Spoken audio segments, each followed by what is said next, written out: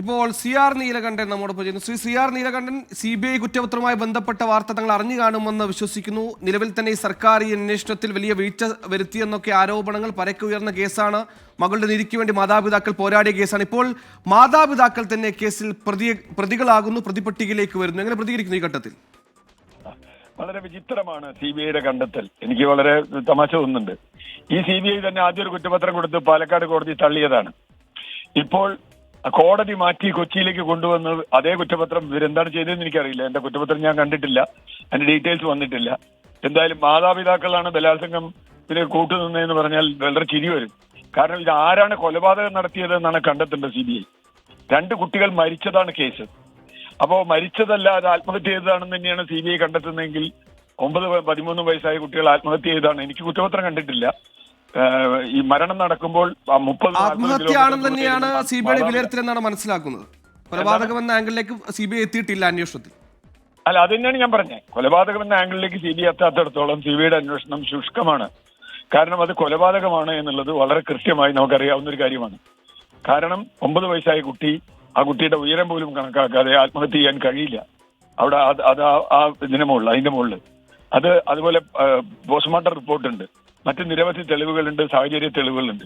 ഇതൊന്നും പരിശോധിക്കാതെ ആത്മഹത്യ തന്നെയാണെന്നും ആത്മഹത്യക്ക് അച്ഛനും അമ്മയാണ് കാരണമെന്നും പറയുന്ന ഒരു വളരെ വിചിത്രമായ കുറ്റപത്രമായിരിക്കും അത് എന്ന് ഞാൻ കരുതുന്നു.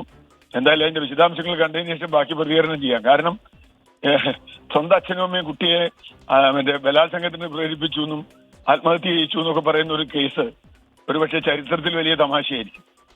ശ്രീ നീലകണ്ഠൻ, ഇപ്പോൾ ഈ CBI ഇങ്ങനത്തെ അനുമാനത്തിലേക്ക് എത്താനിടയായ സാഹചര്യം എന്ന് പറയുന്നത് മാതാപിതാക്കൾ തന്നെ നൽകിയ മൊഴിയുടെ അടിസ്ഥാനത്തിലാണെന്ന് പറയുന്നത്. നേരത്തെ പോലീസ് അന്വേഷിച്ചപ്പോൾ കൃത്യമായ അന്വേഷണം നടക്കുന്നില്ല, ഇത് കൊലപാതകമാണെന്ന ആംഗിളിലേക്ക് പോലീസ് അന്വേഷണം എത്തുന്നില്ല എന്ന് ആരോപിച്ചാണ് 2021 ഓർമ്മ ശരിയാണെങ്കിൽ ഈ കേസ് CBIക്ക് വിടുന്നത്. CBI ആദ്യം സമർപ്പിക്കുന്ന കുറ്റപത്രത്തിൽ പോലീസിനോട് യോജിച്ച് നിൽക്കുക എന്ന ഇത്തരത്തിൽ ആത്മഹത്യയാണെന്ന് തന്നെ ആ തീരുമാനത്തിൽ തന്നെ ഈ CBI കുറ്റപത്രം സമർപ്പിക്കുന്നു.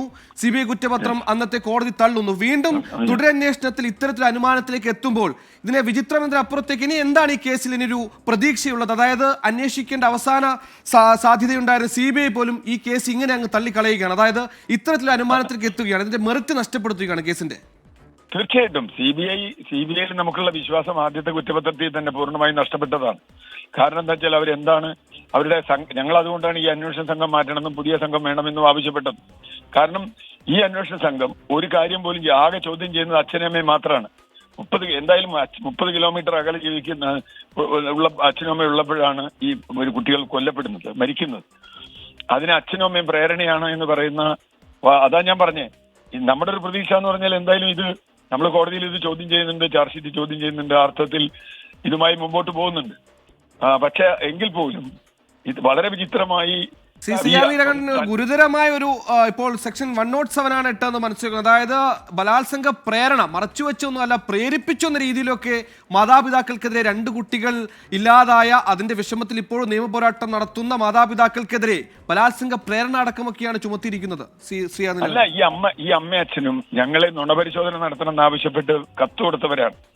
അതാലോചിക്കണം ഈ കേസിൽ CBIയോട്. അപ്പൊ അവര് നടത്താന്ന് പറയല, ഇതുവരെ നടത്തിയിട്ടില്ല.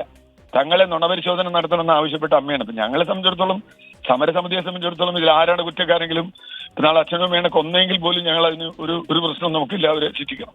പക്ഷെ ഇത് വളരെ വിചിത്രമായൊരു കാര്യമാണ്. ബലാത്സംഗത്തിന് അച്ഛനും അമ്മയും പ്രേരിപ്പിച്ചു എന്ന് പറയുന്ന തരത്തിലുള്ള ഒരു വിചിത്രമായ വിധി, വിചിത്രമായ മാത്രമല്ല ഒരിക്കലും നിലനിൽക്കാത്തൊരു കേസ്. ഈ കേസ് ഇല്ലാതാക്കാനാണ് ശ്രമം എന്ന് തന്നെയാണ് നമ്മൾ കാണുന്നത്. അതുകൊണ്ട് തന്നെയാണ് സ്പെഷ്യൽ പബ്ലിക് പ്രോസിക്യൂട്ടർ നമുക്ക് വിശ്വാസമുള്ള ആൾ വേണമെന്ന് പറഞ്ഞത്. അതുപോലും അനുവദിച്ചിട്ടില്ല. സ്പെഷ്യൽ പബ്ലിക് പ്രോസിക്യൂട്ടറെ അനുവദിക്കണം അമ്മയ്ക്ക് വിശ്വാസമുള്ള, അല്ലെങ്കിൽ കുടുംബത്തിന് വിശ്വാസമുള്ള. കാരണം ഈ കേസുകളൊക്കെ അങ്ങനെയാണ്, ഈ കേസുകളൊക്കെ തള്ളിപ്പോകുന്ന അങ്ങനെയാണ്. ഇത് മാത്രമല്ല, ഇപ്പൊ നിരവധി കേസുകൾ ഇങ്ങനെ പോയിട്ടുണ്ട്. അഭയ കേസിന്റെ 4 തവണ കുറ്റപത്രം കൊടുത്ത് തള്ളിയതാണ്. 5ാമത്തെ കുറ്റപത്രത്തിലാണ് ശിക്ഷ കുറച്ചെങ്കിലും വന്നത്. ഞാൻ പറഞ്ഞ ഇവരെ CBI അന്വേഷിച്ചിട്ടില്ല എന്ന് തന്നെയാണ് നമുക്ക് ഇന്ന് മനസ്സിലാവുന്നത്. അവരാകെ ചോദ്യം ചെയ്തിട്ടുള്ള അച്ഛനും അമ്മയാണ്. പിന്നെ അത് എങ്ങനെയാണ് അച്ഛനും അമ്മയും പറഞ്ഞിട്ട് ഇവർക്ക് കിട്ടിയെന്ന് എനിക്കറിയില്ല. അല്ലെങ്കിൽ ഏതെങ്കിലും പ്രത്യേക ശക്തികൾ ഇവർക്ക് വേറെ ഏതെങ്കിലും അർത്ഥത്തിൽ തെറ്റായ തെളിവുകൾ കൊടുത്തിരുന്നോ എന്ന് എനിക്കറിയില്ല. അത് കുറ്റപത്രം കണ്ടാൽ മാത്രമേ നമുക്ക് മനസ്സിലാവൂ.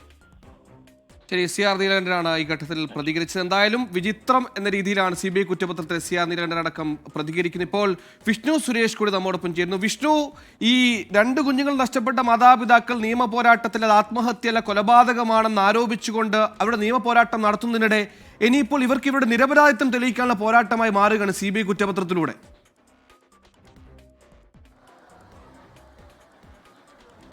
സുഹൈല, വളരെ ഞെട്ടിപ്പിക്കുന്ന ഒരു നിലപാട് അല്ലെങ്കിൽ ഇടപെടലാണ് CBIയുടെ ഭാഗത്തുനിന്ന് ഉണ്ടായിരിക്കുന്നത്. ഈ കുറ്റപത്രവുമായി ബന്ധപ്പെട്ട് ഇപ്പോൾ 2 ദിവസം മുമ്പാണ് CBI കുറ്റപത്രം സമർപ്പിച്ചത്. ആ കുറ്റപത്രത്തിലാണ് വാളയാർ പെൺകുട്ടികളുടെ മരണവുമായി ബന്ധപ്പെട്ട് മാതാപിതാക്കൾ കുറ്റക്കാരാണ്. അത് നേരത്തെ നമ്മൾ കരുതിയത് ഈ ബലാത്സംഗക്കാര്യം മറച്ചുവെച്ചു എന്നുള്ളതാണ്. പക്ഷെ അങ്ങനെയല്ല, ബലാത്സംഗ പ്രേരണ കുറ്റമാണ് ചുമത്തിയിരിക്കുന്നത്. മാതാപിതാക്കൾ കുട്ടികളെ ബലാത്സംഗത്തിൽ പ്രേരിപ്പിച്ചു എന്നുള്ളതാണ് നിലവിൽ ഈ വകുപ്പുമായി ബന്ധപ്പെട്ട് നമ്മൾ മനസ്സിലാക്കാൻ സാധിക്കുന്നത്. ഏത് സാഹചര്യത്തിലാണ് ഇത്തരത്തിൽ ഇവരെ പ്രതി ചേർത്ത് അടക്കമുള്ള കാര്യങ്ങൾ ഇനി വ്യക്തമാകേണ്ടിയിരിക്കുന്നു. പ്രത്യേകിച്ച് നമ്മൾ മനസ്സിലാക്കുന്നത് നേരത്തെ തന്നെ ഇവർ മൊഴി നൽകിയിരുന്നു. അതായത് ഈ ബലാത്സംഗം ചെയ്ത കാര്യം അറിയാമായിരുന്നുവെന്ന്. ഒരുപക്ഷെ ആ മൊഴിയുടെ അടിസ്ഥാനത്തിൽ CBI നടത്തിയ വിശദമായ അന്വേഷണത്തിലായിരിക്കും ഇത്തരത്തിലൊരു നിലപാടിലേക്ക് പോയതെന്ന് നമ്മൾ കണക്കുകൂട്ടുകയും ചെയ്യുന്നുണ്ട്. എന്തായാലും ഇത് വലിയ പ്രതിഷേധങ്ങൾക്ക് വഴിവെക്കുമെന്നുള്ള കാര്യത്തിൽ ഒരു തർക്കവുമില്ല. ഇപ്പോൾ CR നീലകണ്ഠൻ തന്നെ വ്യക്തമാക്കിയിട്ടുണ്ട് ഈ കുറ്റപത്രം പുനഃപരിശോധിക്കാൻ അല്ലെങ്കിൽ അത് ചോദ്യം ചെയ്ത വീണ്ടും കോടതിയിൽ പോകുമെന്ന്. നേരത്തെ ആദ്യഘട്ടത്തിൽ CBI നൽകിയ കുറ്റപത്രം പാലക്കാട് പോക്സോ കോടതി തള്ളുകയും പിന്നീട് വീണ്ടും കുറ്റപത്രം നൽകാൻ ആവശ്യപ്പെടുകയും പുനരന്വേഷണത്തിലേക്ക് ഉത്തരവിടുകയും ചെയ്തിരുന്നു. അപ്പോൾ വലിയ പ്രതീക്ഷയായിരുന്നു പ്രത്യേകിച്ച് ഈ സമരസമിതിക്കും മാതാപിതാക്കൾക്കുമൊക്കെ ഉണ്ടായിരുന്നത്. എന്നാൽ അന്വേഷണം ഒരു ഘട്ടത്തിലേക്ക് എത്തിയപ്പോൾ ഈ അന്വേഷണ സംഘത്തെ മാറ്റണമെന്ന മാതാപിതാക്കളും സമരസമിതിയൊക്കെ ആവശ്യപ്പെട്ടു. ഏകപക്ഷീയമായ അന്വേഷണം ഈ സംഘത്തിന്റെ ഭാഗത്തുനിന്നുണ്ടാകുന്നു. മാതാപിതാക്കളെ മാത്രം ചോദ്യം ചെയ്യുന്നു, മറ്റു പ്രതികളിലേക്കൊന്നും പോകുന്നില്ല.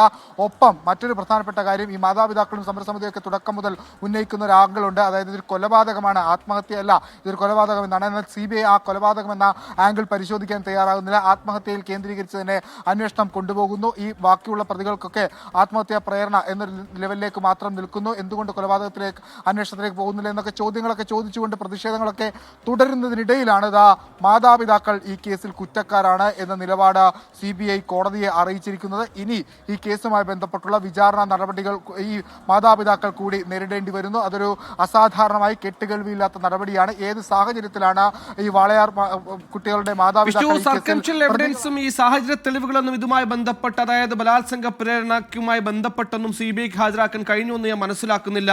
ഇവരൊരു മൊഴി നൽകിയിരിക്കുന്നു, ഇത്തരത്തിൽ ഈ മക്കളെ പീഡിപ്പിക്കുന്നവർ കണ്ടിരുന്നുവെന്ന് മൊഴി നൽകിയിരിക്കുന്നു, അപ്പോഴെല്ലാം മൗനം പാലിച്ചിരിക്കുന്നു എന്നൊക്കെ പറഞ്ഞ് ഇവർ തന്നെ മൊഴി കൊടുത്തു എന്നൊക്കെ പറഞ്ഞ് ഇത്തരത്തിൽ ഒരു കുറ്റപത്രം സമർപ്പിക്കുന്ന വിചിത്രമല്ലേ?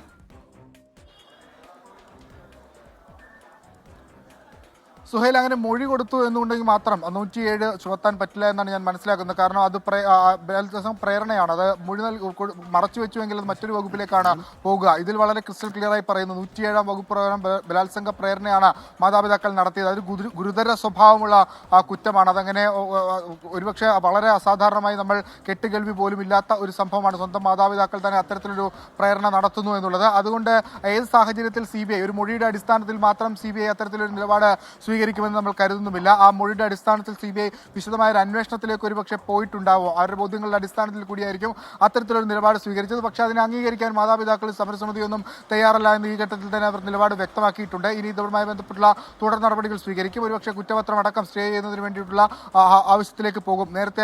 നേരത്തെ CBI സമർപ്പിച്ച കുറ്റപത്രം അത് പുനഃപരിശോധിപ്പിക്കുക, അത് പാലക്കാട് പോക്സോ കോടതി തള്ളിയിരുന്നു. ആ ഒരു പ്രതീക്ഷ ഈ കേസിലും നമുക്ക് ഇനി മുന്നോട്ട് വെക്കാനാകും. കാരണം ഇത് ഒരു അന്തിമമല്ല, ഈ കുറ്റപത്രം ചോദ്യം ചെയ്യാനാകും. അതുകൊണ്ട് കുറ്റപത്രം ചോദ്യം ചെയ്ത് സമരസമിതിയൊക്കെ പോകുമ്പോൾ ഇതിൽ മാറ്റം വരുമോ ഇല്ലയോ എന്നാണ് അറിയാനുള്ളത്. അതിൽ മാറ്റം വന്നില്ല എങ്കിൽ അത് ഒരല്പം ഗുരുതര സ്വഭാവമുള്ള പ്രശ്നത്തിലേക്ക് കാര്യങ്ങൾ കൊണ്ടുപോകും. കാരണം ഇതുവരെ നമ്മൾ കരുതിയിരുന്ന ഒരു ആംഗിൾ അല്ല ഈ കേസിന് ഇനി വരാൻ പോകുന്നത്. ആ കുറ്റപത്രം തള്ളിയില്ല. ഈ കുറ്റപത്രവുമായി മുന്നോട്ട് പോകാൻ കോടതി ഒരു നിലപാടെടുക്കുകയാണെങ്കിൽ നമ്മൾ കരുതിയതുപോലെ ആയിരിക്കില്ല കാര്യങ്ങൾ ഇനി ഉണ്ടാകുക. മാതാപിതാക്കൾക്ക് ഈ പ്രതിഷേധങ്ങൾക്കൊപ്പം അവരുടെ നിരപരാധിത്വം, അവർക്ക് ഈ കാര്യങ്ങൾ